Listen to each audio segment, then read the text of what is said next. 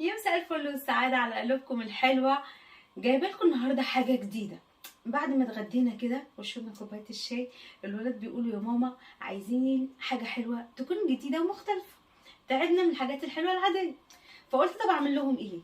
فانا كل شوية اسمع عن حاجة حلوة بتتعمل في رمضان السنة دي، وهي ايه؟ هي المكشكشة. قلت طب ليه ما جربهاش؟ فحبيت اشارككم معايا ونعملها مع بعض. تعالوا نشوف هنعمل ايه. يلا بينا.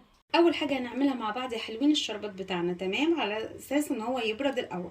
هنزل بمج من الميه، مج ونص من السكر، تمام، وشويه هننزل بعصره ليمون ورشه فانيليا ونسيبه لمده 10 دقايق بالظبط. لو عايزه تزودي عليه عسل ابيض حطي معلقتين، مش عايزه كده تمام قوي، لما بيتقل بيبقى حلو خالص. يلا نشوف هنعمل ايه تاني.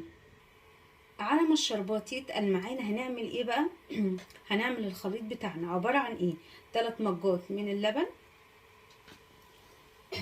وهننزل ب3 معالق من الكاستر زي ما حضراتكم شايفين كده، 3 معالق.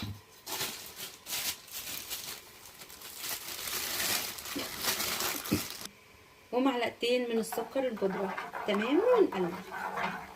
هو ده الخليط بتاعنا. يا جماعة ده الخليط بتاعنا. ممكن نضرب كده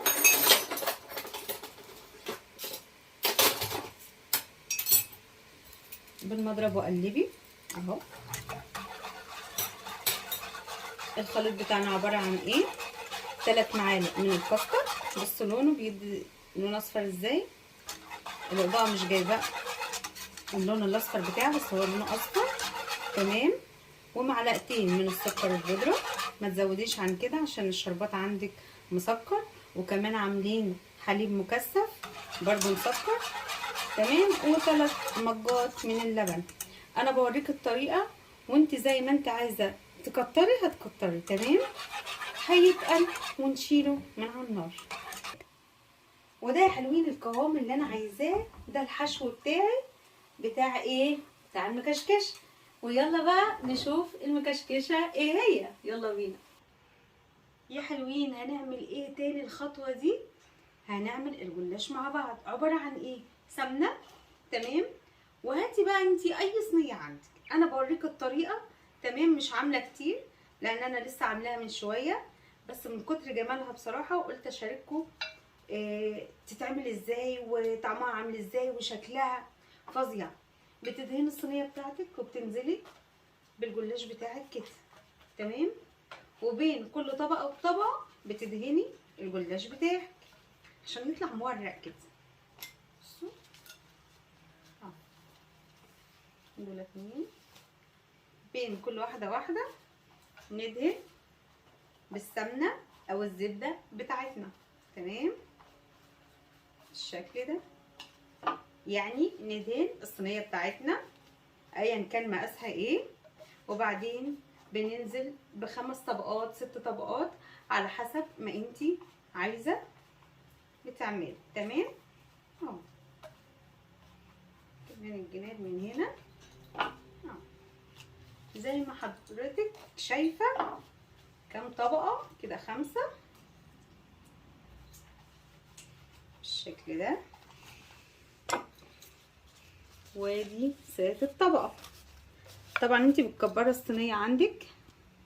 انا اسمع بصراحه، انا مجبتهاش قبل كده، بسمع ان الحاجه الحلوه المكشكشه دي غاليه جدا جدا، فانا بصراحه مجبتهاش من بره.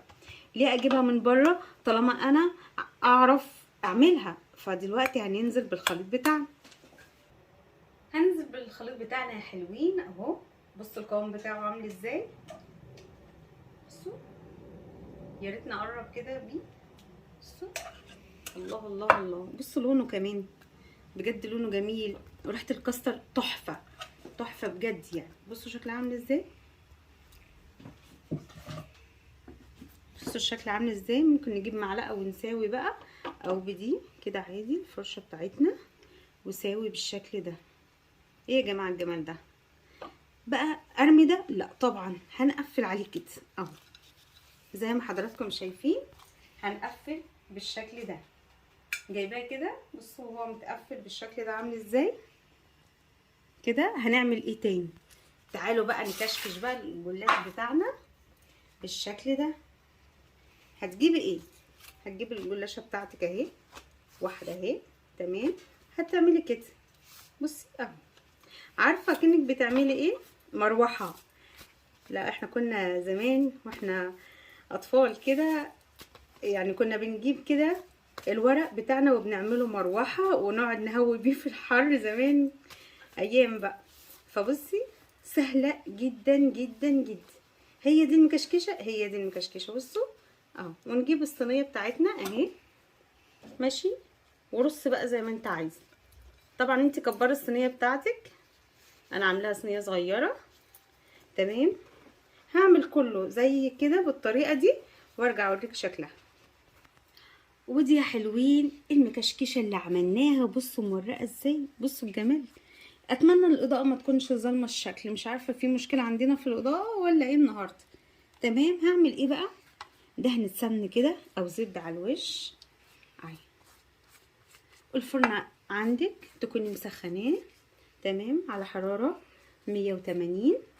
ما بتاخدش غير ربع ساعه في الفرن، وبعد ربع ساعه هوريكي شكلها عامل ايه وهنعمل ايه تاني. لسه ما خلصناش، لا لسه، استنوني.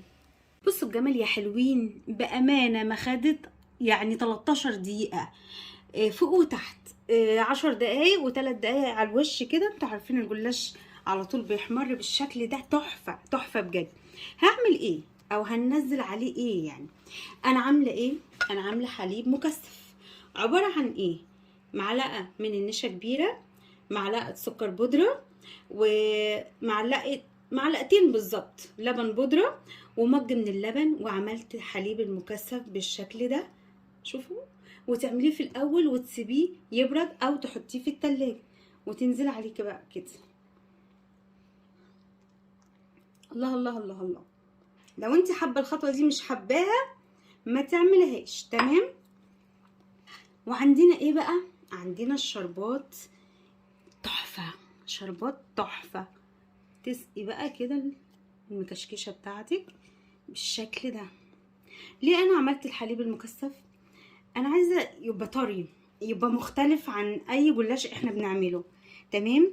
طبعا كل واحد بيعمله بالطريقه اللي هو حاببها واللي هو شايفها صح، تمام. انا عجباني الطريقه دي جدا جدا، وان شاء الله تعملوها هتعجبكم خالص خالص.